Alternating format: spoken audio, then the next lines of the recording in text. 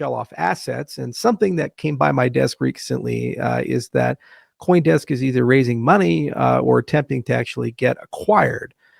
So I've been through the grapevine talking to people, looking into things and trying to figure out what the price is.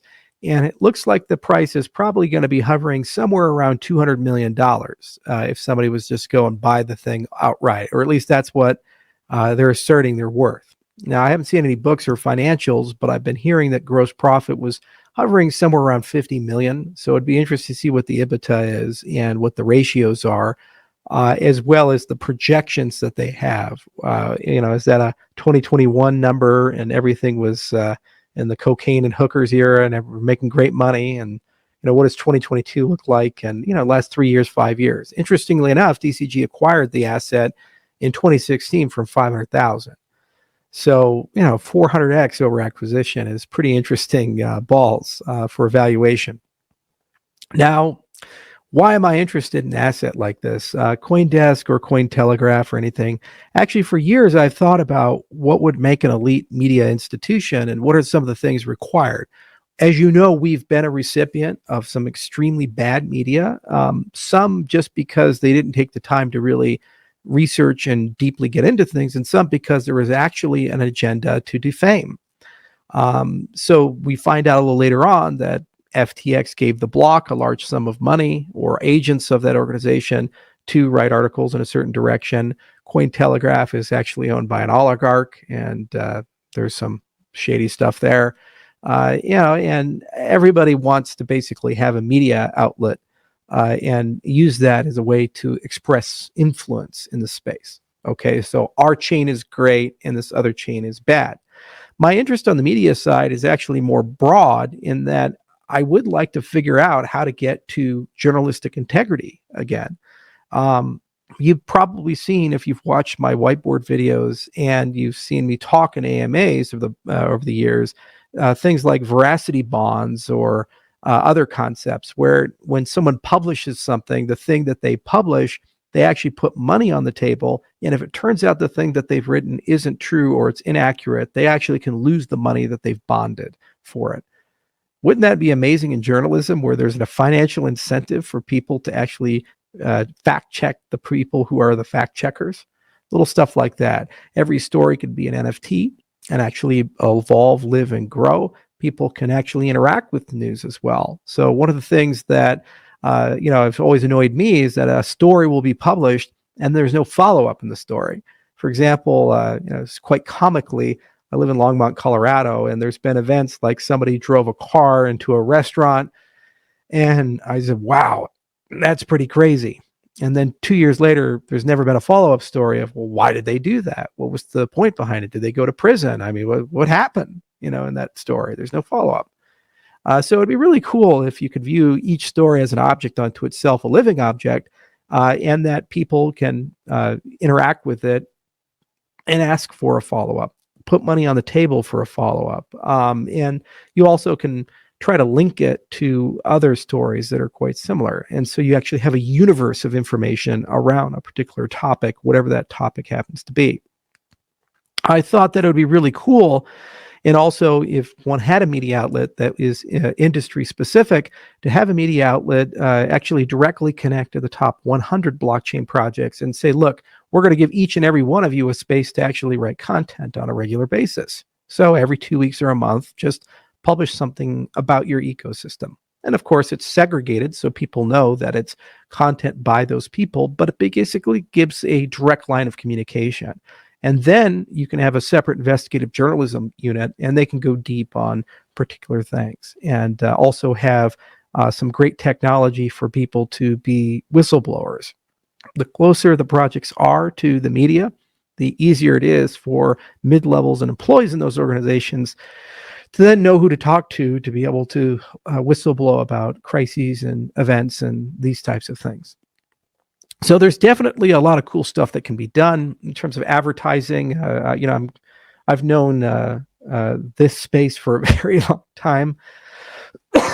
Excuse me. Still got some gook from the COVID. So for example, like Ned over at Steemit, and the Hive guys and that whole advertising model about incentivizing content through a token, and also the BATS advertising model. I think there's a huge design space to be able to actually create an incentive layer for people to create content. So if you could find a way to bundle community-driven content, community interaction with content, integrity mechanisms like veracity bonds, and dedicated spaces for the projects of the industry to regularly write things by market cap, you probably could construct a really amazing media outlet. The question is, what real value does Coindesk as an entity have? I mean, they have a pretty good events unit, and it'd be interesting to dig into the financials and see how profitable it really is. But Consensus is a huge conference, and there's certainly something there. And they have a pretty decent operation that Barry was able to finance the construction of, to the point where they get a lot of readers, and there's certainly a lot of impact there. At 200 million, I do believe it's a bit overpriced, and so there has to be more to that number than where it's at.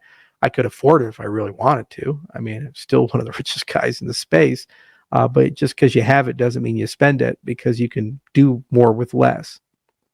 It may make sense, if one wanted to make that kind of financial commitment, to take $5 or $10 million and actually start up a much more decentralized organization, incubate and grow it, and take it to a point where it would basically outcompete all of its near neighbors. The other thing is, there's no metaverse component right now in Coindesk, nor is there any really good video side. I mean, they've been trying to build out those business lines, but they're not really that popular, and that is hard. A lot of partnerships could be made. Masari, for example, could be more tightly integrated, and I've known Ryan for years, and I think that would be a fun relationship to foster and grow, and they're mutually beneficial to each other. And actually, Lace Wallet could benefit from having an information layer as well, and putting those components in to play. So it is an interesting question, an interesting buy. And every now and then something crosses your desk, and you kind of have to walk your way through it and understand it.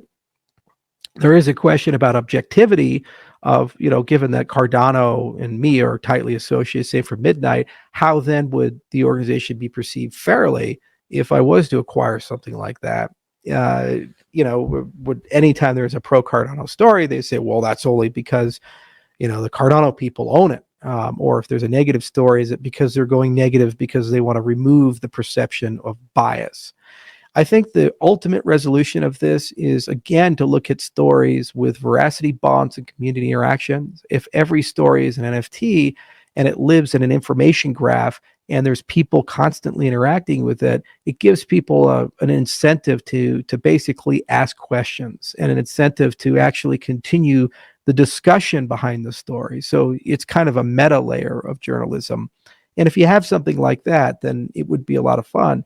Also, if you have a statefulness inside the system where it can remember the prior stories, you can look at the long-term track record. One of the biggest issues we have with YouTubers in the industry, pick your favorite one, whether it be person X or person Y, not to name names, is that they'll say things, and those things they say may not be true. And it turns out perhaps the things they said were influenced by their financial relationships with either their own personal holdings or sponsorships. Okay. So, I will get into a particular person because he's become so egregious, but Max Kaiser is actually a great example. We broke Ethereum on his show, Cardano on his show. He issued his own token, MaxCoin. He actually was one of the first to talk about Litecoin, and actually was quite friendly with the altcoin space. Somewhere something short-circuited, and he went to Team Orange, and now everything is a scam except for Bitcoin, and each person who's now working in the altcoin space is evil and a bad person. He even compared me to Epstein because we took PPP money. Okay. So it would be interesting, not only when you look at these things, stories and prognostications as objects, but also to connect them to their origin and the level of accuracy behind predictions, prognostications, positions, these types of things. It'd also be very interesting to actually know the biases of the people who write things. And so what level of disclosures do you have? Like there's the no land chart for politics, for example, but you actually can get much more extensive about these things, and you can kind of create a profile. And if somebody is far too biased for a particular topic, then perhaps you pair them with somebody who's on the other side and they jointly author the article. So you can eschew the bias and kind of resolve that. So, there's some things to kind of look there. And this concept of building trust in a decentralized way and building integrity and objectivity in a decentralized way is a fascinating topic. And so the concept of Coindesk being the organization to do that would be a real fun thing to explore.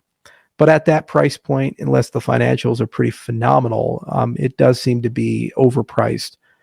So we'll see. But it is a great opener of a broader conversation of, should it be a priority of the cryptocurrency space to aspire to build better journalism? The failure of FTX and the excesses of 2021 really have revealed the need for better journalism. And they really have gotten to a point where rank and file everyday people should not trust the news that they read. It's just simply not honest. The books are not honest. The articles are not honest. Every single one of them has a agenda. And that agenda is not in your best interest. It's in the best interest of a small group of people who are attempting to manipulate the markets in a way for themselves or their unseen masters. So if we can build a better journalism layer, then actually I think our industry not only could reform itself, but then this could actually go into political journalism and other topics and fields that historically have been basically dead ends. Nobody trusts the news anymore. It's an institution that's broken, and rightfully so. It dug its own grave a long time ago. So anything to restore credibility, integrity, veracity, these types of things, whether it be veracity bonds or stories as NFTs, or being able to see the biases of the journalists who have written particular things and actually look at them as living objects, and be able to interact with things and provide incentives to upgrade stories, write follow-up stories. I do believe there's a great marketplace for that. So I'll keep digging. I'll keep looking.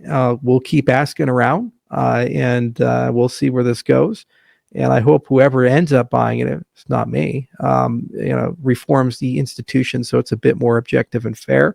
But regardless, I do think this is a great topic to have a broader discussion about. And just a little bit of money and effort could potentially build something quite significant and far more valuable than 200 million. So those are my comments on it, and I hope they were of some value to you. Cheers.